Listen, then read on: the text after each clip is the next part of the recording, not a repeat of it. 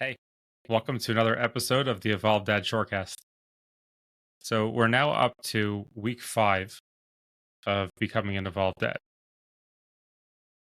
If you haven't listened to the prior episodes, I would recommend going back and listening to them. But let's do a small recap.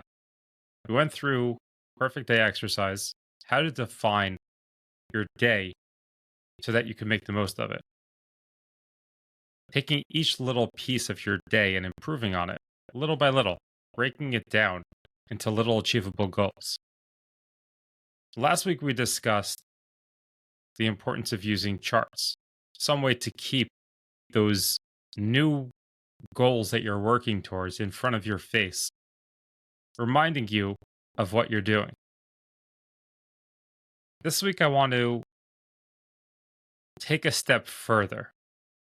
So, we've gone through the whole idea of building a strong foundation as an evolved dad, making that everything you're going to be doing from here on out is on solid ground.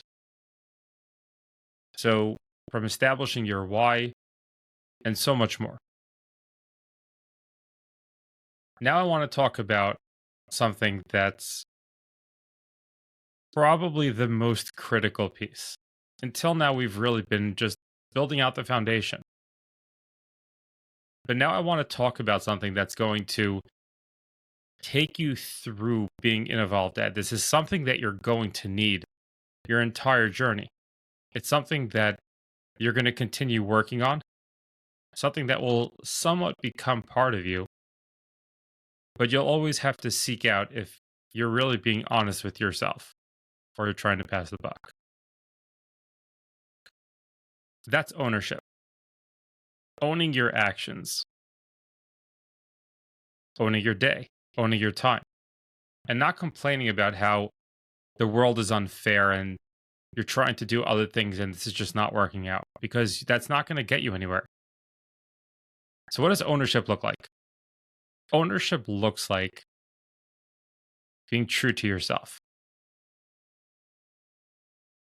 Ownership, when you have a new task to get done, is not blaming someone else that it's not getting done. Ownership is saying that I'm going to see this through to the finish line. Ownership is saying, I want this new life and I'm going to make it happen no matter what. Now, there's the concept of becoming an evolved dad means that I'm going to spend a lot more time with my family.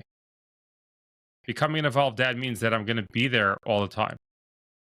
Becoming an evolved dad can mean so many things to you. But I want to clear one thing up before we go any further. That while becoming an evolved dad does mean spending more time with your family, because when it comes down to it, that is the greatest joy. That's the most fulfilling. But you're not always going to be able to be there. Realistically, it just doesn't always happen. And taking it a step further, realizing that there are times where you're willingly not going to be there. You're actually going to make a priority of not being around your family. And not only is that okay, but that's important. And that's when you're working on yourself. So if you've chosen a new goal, you've chosen something that you're going to be doing every single day, something that's going to help you improve, and it's going to involve taking time away from your family. Have that conversation with your wife. Explain what you're doing.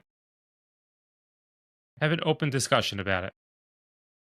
Maybe for whatever reason, now at this point in life, maybe it's not a good idea to do. Maybe she has a different perspective and you shouldn't be working on that now. And there's something else to work on. But have that conversation. Because part of being an evolved dad is building a stronger relationship with your wife, building that stronger marriage. So now taking that idea and recognizing that there are going to be times where maybe you're going for a jog. That's one of your daily things that you're starting to improve on for your health. Maybe that's going to take half an hour away from your family time. You could theoretically push it till later, but then maybe you're going to lose out on too much sleep where it's just not going to make you enjoyable to be around at all. So, those are conversations you need to have with yourself, conversations that you need to have with your wife. But realizing there is no one path. Just because you saw a motivational video, you heard about somebody that's extremely successful, they did something, doesn't mean it's going to work for you. But that doesn't mean you should lose sight of it. That doesn't mean you should give up and say, well, I can't do this because I need to spend time with my family and I can't grow because of that. Stop for a minute and listen to that idea. I can't grow because I need to spend time with my family. Does that mean that you being a better person is not going to benefit your family? Of course it will. That's just saying that you don't want to own whatever it is. You don't want to make a hard decision. But you can't do that. You got to take it up a notch. You got to realize that there are times where you're not going to be able to be there for your family. There are times where your personal goals are going to take precedence.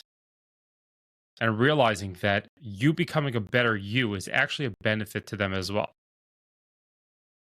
Because if you get out of shape to the point where you get sick, what are you doing for your family? You're causing them anguish. You're causing them pain. And it takes upkeep. If you're not working on the finances, and then your finances start falling apart, you can't go on vacations anymore. You can't take time with the family. You can't do things around the house. So what does that fall on? Your family. So realizing that there is a balance to the imbalance. So realizing that every situation, there's going to be different outcomes. But owning it. And not just blaming it and saying, I can't because. Instead, reframe that to saying, I'm going to find the way to get this done. I am going to get it done, and it may not get done right now, but I am going to find the way. And maybe that is going to take some late nights and some early mornings for now. Maybe there's going to be a more difficult time where you're going to spend less time. You may not be able to put your kids to sleep. But that's a decision that you have to make. Is that worth it? Maybe you're going to inconvenience yourself for a few weeks, a few months, but you're going to be there for your family. And maybe somebody else can't. Maybe they just mentally can't handle it. It's more important that they get their sleep. And they're going to miss bedtime 3 times a week because they're going to be working on that. There's no one way to address the issue. But there is one way to approach it, and that's ownership.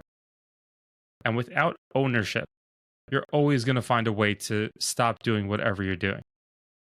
Without ownership, it's always going to fall as blame to somebody else. Without ownership, there's never going to be true success, true fulfillment. So I want you to stop and realize that for a minute. Think about the things that are happening in your life, the things that you said you wanted to get done, the things that you blamed situations, you blamed other people for. Stop it. Own it. Come up with a plan and make it happen. Because that's part of becoming an evolved dad. That's probably the most crucial part of becoming an evolved dad. Nobody's coming to save you. You've got to save yourself. As always, I want to thank you for spending your time with me today. This is Jonathan, the Evolved Dad, signing off.